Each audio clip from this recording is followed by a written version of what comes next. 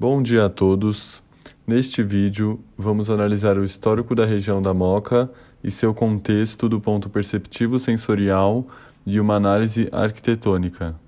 A Moca ficou muito famosa pelo seu contexto industrial, de galpões enormes, feitos de tijolos, e seus telhados em shed. Sua urbanização começou mais ou menos no ano de 1867, se intensificou mais nos anos de 1900 com o surgimento de fábricas têxteis, de calçados, e mais ainda na época da Segunda Guerra Mundial, onde começou mais a fabricação do aço e de materiais mais pesados.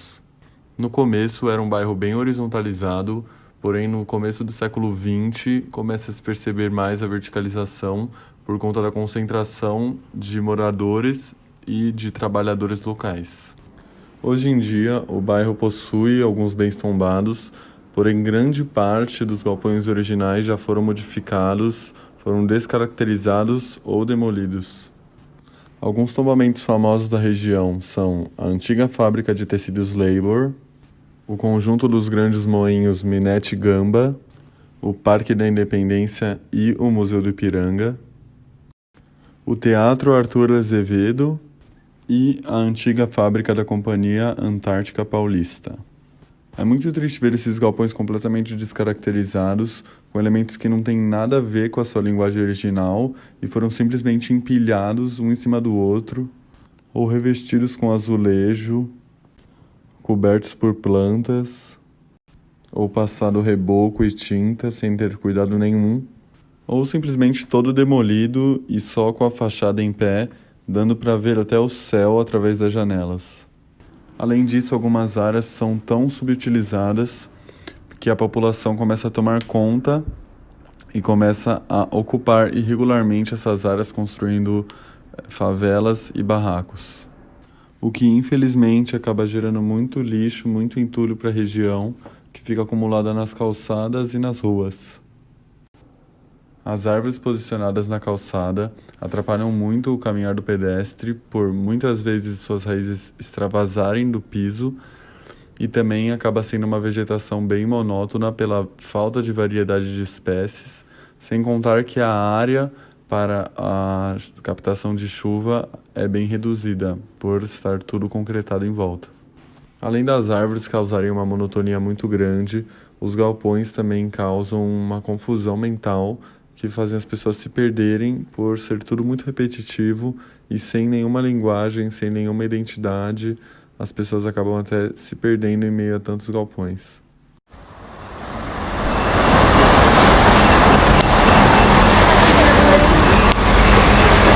Para dificultar mais ainda a vida do pedestre, a ferrovia tem o papel de ser uma cicatriz urbana que dificulta muito a passagem de um lado para outro, fazendo com que uma das únicas passagens que esteja próximo da região seja o viaduto Pacheco Chaves e o viaduto São Carlos.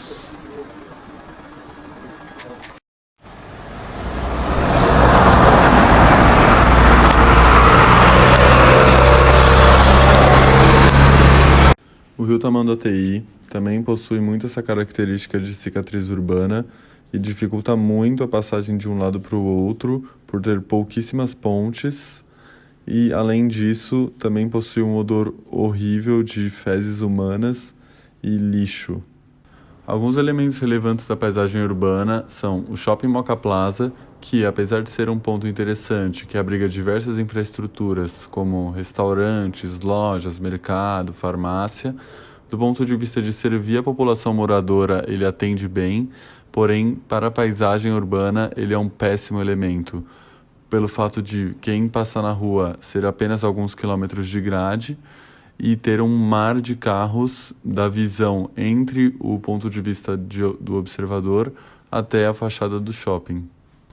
Um outro elemento relevante da paisagem urbana é o Clube Atlético Juventus, que foi fundado em 1924 e possui uma infraestrutura bem ampla que conta com restaurantes, piscinas, quadra de futebol, academia, churrascaria, escola, quadra de tênis e entre outras coisas. Novamente, para a população moradora, o clube atende bastante às necessidades, porém, para quem passa na rua, ele é muito desagradável, porque ele é muito fechado para a cidade, tem várias áreas de muros enormes que criam uma monotonia muito grande e uma insegurança muito grande. Esse pensamento de criar muros altos para se defender do ambiente exterior lembra muito esses castelos medievais que foram construídos por volta dos anos 800. Ah, não, peraí. A produção acabou de confirmar que essa foto é da Moca também? Nossa, essa arquitetura tá muito defasada, pelo amor de Deus. Outro elemento relevante da paisagem urbana é o Clube Atlético Ipiranga, que possui elementos muito parecidos com o Clube Atlético Juventus, como muros altos que se fecham para dentro, e piscina, área de lazer, quadras de tênis e todo um programa que atende toda a população moradora. E por mais que os dois clubes estejam bem próximos, é muito importante que o Clube Atlético Ipiranga esteja ali, pois atende toda a população moradora a leste do Rio Tamanduateí, e o Clube Atlético Juventus atende a população a oeste, porque é muito difícil a travessia de um lado para o outro. Com isso, finalizamos a análise da região do Ipiranga e da Moca, e por mais que a área ainda tenha diversos problemas, ainda possui muitas potencialidades e muitas histórias para contar através da arquitetura, se esta for bem preservada.